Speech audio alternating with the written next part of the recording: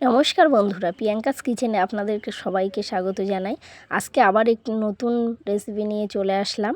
সাঁতাতে মাছের রেসিপি। বাজার থেকে কিনে আনা সাঁতাতে মাছগুলো গামলায় ঢেলে নিলাম। নেওয়ার পরে একটু জল গরম করে নিলাম এবং মাছের মধ্যে ঢেলে দিলাম। একটু হালকা উষ্ণ গরম ছিল জলটা, কারণ এই মাছের ছালগুলো তুলে নিতে হয়, নয়তো ছালগুলো লেগে যায় কড়াইয়ের গায়ে। ছালগুলো খেতেও ভালো লাগে না, তার জন্য মাছের ছালগুলো আগে তুলে নিচ্ছি। নেওয়ার পরে দেখুন মাছগুলো ছাল তুলে দেওয়ার পরে কত সুন্দর দেখতে হয়েছে। এবার সম্পূর্ণ ছালটা উঠে গেছে, এবার ঘরে নিয়ে চলে আসলাম। তারপরে মাছে একটু লবণ হলুদ দিয়ে দিলাম, দিয়ে একটু মাখিয়ে নিলাম।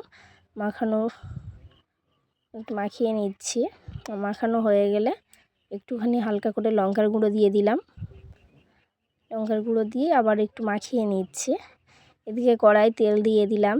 তেল দেওয়ার পরে কড়াইটা একটু গরম হয়ে আসলে কড়াইয়ের মধ্যে একটা মাছ দিয়ে দেখলাম না পুরোপুরি গরম হয়ে আছে। এবার একে একে মাছগুলো সব দিয়ে দেব। মাছগুলো সব দিয়ে দিচ্ছি। মাছগুলো আগে ভেজে নেব। সম্পূর্ণ মাছটা দিয়ে দিচ্ছি। দেওয়ার পরে মাছগুলো হালকা ভাজা হয়েছে কিনা তার জন্য একটা উল্টে দেখব একটু, কিন্তু এখনও লেগে যাচ্ছে, যার জন্য আবার একটুখানি রেখে দিলাম। দুটো পিঠ উল্টিয়ে আবার একটুখানি রেখে দিলাম। দিয়ে ভাজা হয়ে গেলে আবার একটু পিঠটা ঘুরিয়ে নিলাম। সব নেওয়ার পরে মাছগুলো দেখলাম ভাজা হয়ে এসছে। ভাজা হওয়ার পরে মাছগুলো তুলে নিলাম। দেখুন কত সুন্দর ভাজা হয়ে গেছে। লঙ্কার গুঁড়ো দেওয়া হয়েছিল, ওর জন্য একটু কালো কালো হয়েছে। গরম কড়াইয়ের মধ্যে দিয়ে দিলাম তেলের মধ্যে আলু, যেহেতু আলু দিয়েই মাছটা রান্না করব তার জন্য আলু দিয়ে দিলাম। সম্পূর্ণ আলুটা দিয়ে দেব। দেওয়ার পরে আলুর মধ্যে একটুখানি হলুদ দিয়ে দেব আর সামান্য পরিমাণে লবণ দিয়ে দেব। দিয়ে আলুটা একটু ভেজে নেব। লবণ হলুদটা মাখিয়ে নিচ্ছি। নেওয়ার পরে আলুটা ভেজে নেব। আলুটা একটু হালকা ভাজা হয়ে এসছে। আলু একটু ভাজা হয়ে গেলে তুলে নেব। এবার আলুটা তুলে নিলাম। নেওয়ার পরে তেলের মধ্যে একটু লঙ্কা কুচি দিলাম, পেঁয়াজ কুচি দিলাম। দেওয়ার পরে একটু রসুন আদা গ্রেট করা ছিল সেগুলো দিয়ে দিলাম। দেওয়ার পরে এবার একটু হালকা করে মশলা দিয়ে দেব। একটু জিরে গুঁড়ো, মরিচ গুঁড়ো আর একটু ধনিয়া গুঁড়ো দিয়ে দিলাম।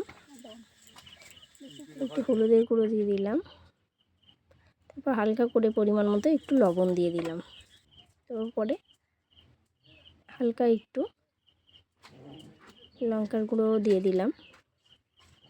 দেওয়ার পরে মশলাগুলো কষিয়ে নিয়ে একটুখানি জল দিয়ে দিলাম, যেহেতু মশলাগুলো সব গুঁড়ো মশলা ছিল তার জন্য একটু জল দিলে একসঙ্গে মিশে যাবে। আর মশলার তেল ছাড়লে তারপরে আলু দেব, তার জন্য মশলাগুলো আগে, এবার তেল ছেড়ে গেছে, মশলাগুলো আগে ভেজে নিলাম। তেল ছেড়ে গেছে, আলু দিয়ে দিলাম।